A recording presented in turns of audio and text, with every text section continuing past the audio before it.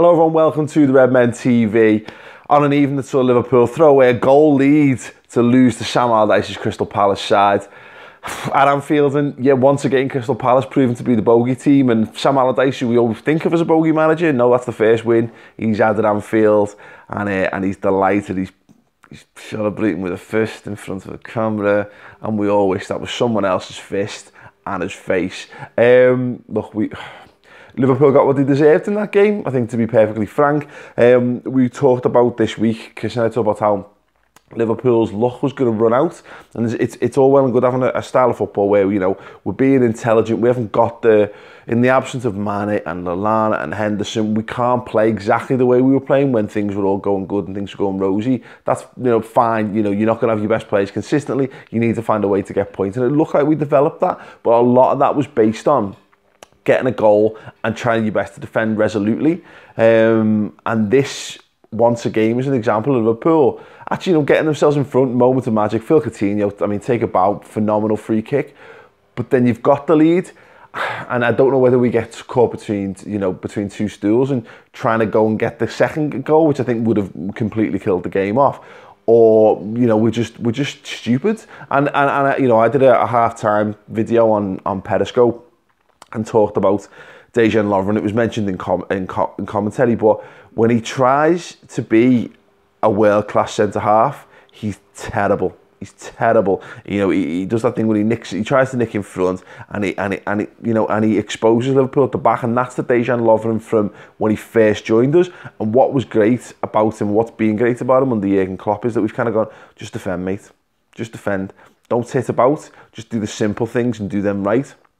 Clear it, head it, smack it down the pitch. And when you do the above and beyond things really well, again, look, people just sing your praises and you look amazing at your job, but there's a time and place for that. And today, I don't think that was either the time or the place, and particularly given that he does it later on, where he gives them a chance by trying to clear the ball with a full stretch flick over the winger's head, and you know that could be another goal very, very quickly after.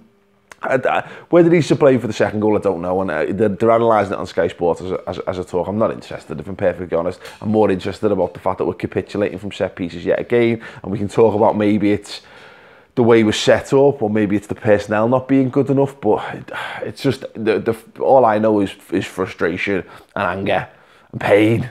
That's all I feel at the moment about all this, because we're in a situation where Liverpool have had the league position and the quest for top four in their own hands, and you know we seem hell-bent on basically making life as difficult for us as possible. And look, this is becoming a very familiar story. This is becoming the story of Liverpool in the last, well, definitely the last 5 or 6 years.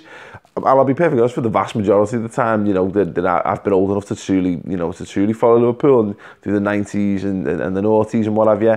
And something needs to change, because it feels like we're on course for another season of frustration, and all the optimism of like, we'll get into the summer, Champions League football, we'll consolidate, we'll push on, is all of a sudden replaced with just being down in the dumps and just thinking, oh God, you know, all those players that we're being linked with, what's the point? We're going to have to go and settle for second tier players again, yada, yada, yada. I mean, look, ultimately the good thing is, this league's not over yet. You know, there's points to be won, there's points to be dropped, and the Manchester derby, you know, was always going to be pivotal on Thursday. It's going to be even more so now. I'll be interested to know people's thoughts on what you want to see from that game. I'd like to see both teams, you know, cut each other's throats in that. I'd like to see a draw, and loads of injuries, to be perfectly honest, but just absolute frustration. And you know, when we're making substitutions, there was no coherent game plan for Liverpool at the end there. You know, just throwing bodies onto the pitch. We made 3 substitutions in the space of about 5 minutes. I'd just make them all at once. Make them all at once. It didn't look like they knew what they were doing. Grujic, that's not the game for him to be coming into. You know, Alexander-Arnold showed he was fine, but again, he shows his inexperience. And Moreno, what are you looking to get from Moreno at this point of the season? Guy's not playing footy. He's not great.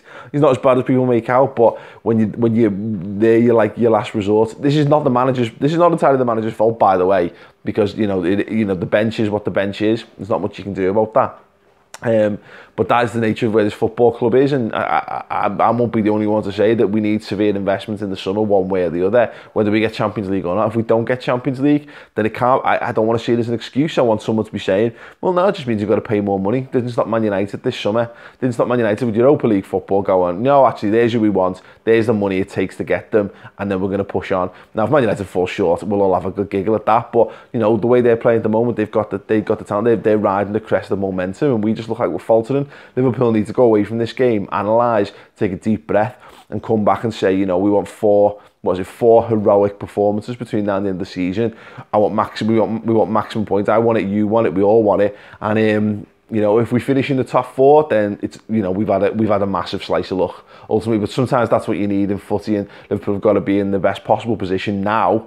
We've got to write this game off as, you know, as irritating as it is, and press on and hope that luck does favour us in the long run over the full length of the season. So yeah, fingers crossed. Anyway, let us know your thoughts on the game in the comments below. I'll be back doing the final word show. If you want to subscribe to redmentv.com, if you need a big digital cuddle, it's going to be me, Chris, me dad, and a very special guest as well tomorrow. So go to the redmentv.com, subscribe. Thanks for watching. Chin up, Reds.